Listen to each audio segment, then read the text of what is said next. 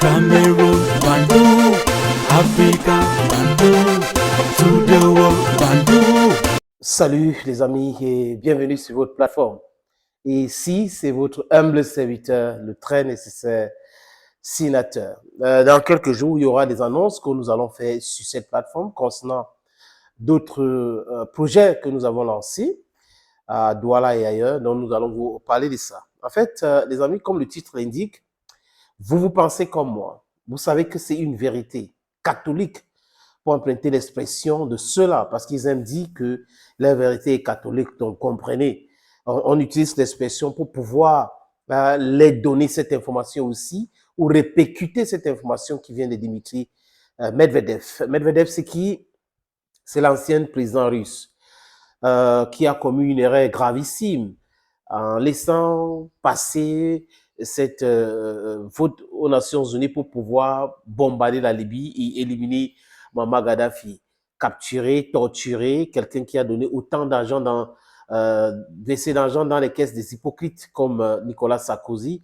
Le président Gbagbo nous avait dit bien que même Chirac était un hypocrite, mais nous tous nous savons que Sarkozy n'est pas seulement un hypocrite, mais c'est quelqu'un qui a des comportements criminels, si ce n'est pas le mot qui convient de traiter Sarkozy.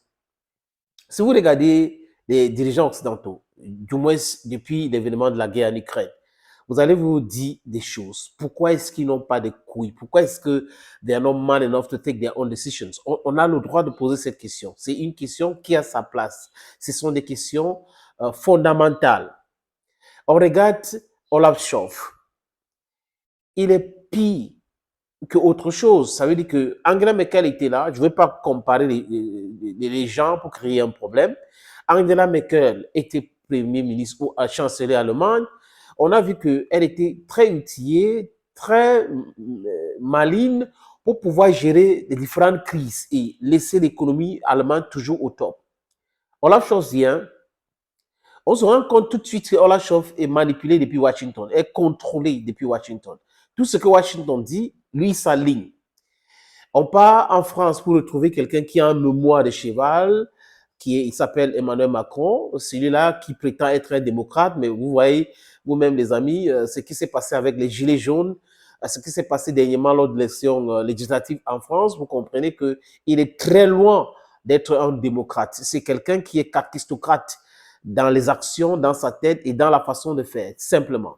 Mais seulement, il n'a pas de courage nécessaire pour faire changer le monde, changer les choses. Mais bon, c'est l'ancienne gloire.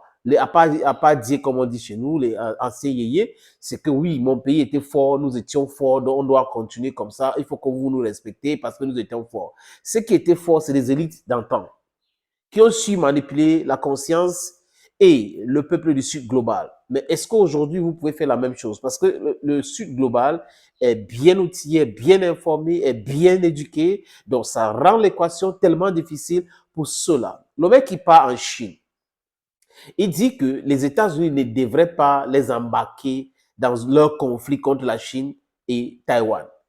Et les dans l'avion, d'abord, à l'Élysée, on a commencé à dédier Macron, on a essayé de corriger, il vient se dédier lui-même. Lui qui avait dit ça, on croyait que c'était quelqu'un qui était courageux. Donc, la machine à broyer les élites européennes avait été activée depuis Washington et les médias ont fait leur travail. Les Draghi, les autres et autres, les oligarques qui ont des médias, les experts de carton qu'on met sur les plateaux de télévision pour raconter les bobas tous les jours, avait déjà commencé à faire du Macron bashing. Il fait une déclaration en France. Il arrive en Israël. Il fait la même déclaration devant Netanyahou. Je parle là après le 7 octobre. Et le déclenchement de la guerre ou des tueries à Gaza, parce que c'est criminel ce qui se passe là, les amis. C'est vraiment criminel. Ce n'est plus la guerre. C'est le carnage, c'est le génocide que Netanyahou est en train de commettre comme ça à Gaza. La destruction totale, les gens sont en train de souffrir et lui s'en fout, il veut protéger son pouvoir, protéger son intérêt personnel parce qu'il a peur d'aller en prison. Bref, quand on a fini de dire ça, il arrive à Tel Aviv, il rencontre Netanyahou, il dit qu'il faut une grande coalition comme la coalition contre Daesh, l'État islamique. Ou même Netanyahou ne croyait pas à cela. Les Américains on dit tout de suite que nous ne sommes pas d'accord, on n'est pas là-dedans.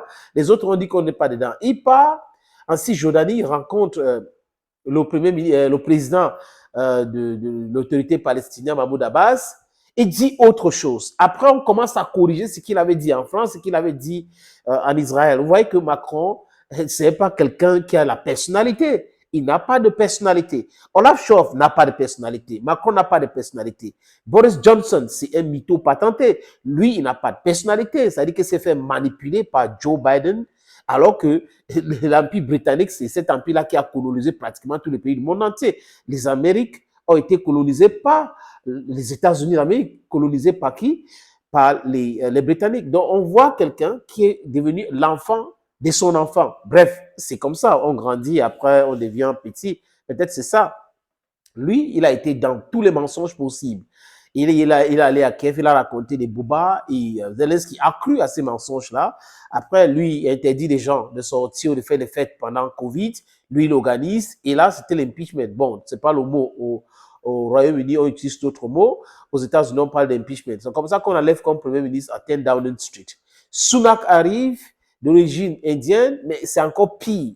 Le financier qui est dans le monde des finances et autres, contrôlé par des gens que vous connaissez très bien, ceux qui disent qu'ils détiennent le pouvoir, alors que le monde entier n'est plus contrôlé par l'Occident. Le monde entier est contrôlé aujourd'hui par les différents pôles. En Afrique, aujourd'hui, nous sommes en train de nous battre pour avoir le contrôle de notre continent et le contrôle des décisions que nous prenons.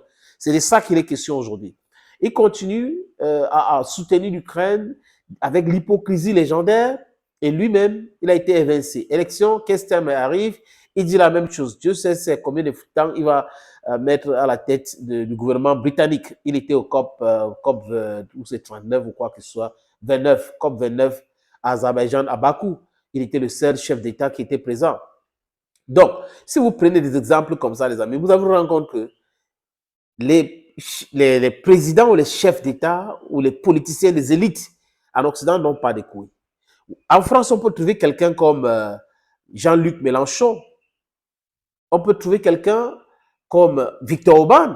Viktor Orban, en Hongrie, il dit ce qu'il pense, il pense ce qu'il dit. Il avait dit qu'il souhaite que Donald Trump gagne les élections présidentielles aux États-Unis. Il avait dit qu'il n'est pas d'accord avec Joe Biden. Et il y a Fico aussi, le Slovaque.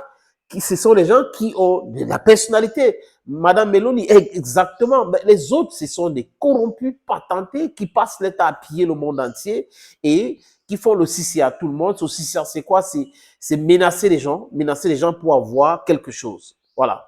La présidente de la Commission de l'Union européenne, aussi la von der Leyen, elle est dans cette sillage-là où elle dit il ne faut pas rencontrer l'ambassadeur de la Russie. Si tu as rencontré l'ambassadeur de la Russie, il ne veut pas te rencontrer. Voilà donc la qualité des gens qui gouvernent l'Europe. Et Dimitri Medvedev, quand il dit, les amis, que les politiciens européens aujourd'hui n'ont pas de personnalité, il a entièrement raison. Voilà l'image que je vous peins des autorités ou des dirigeants européens.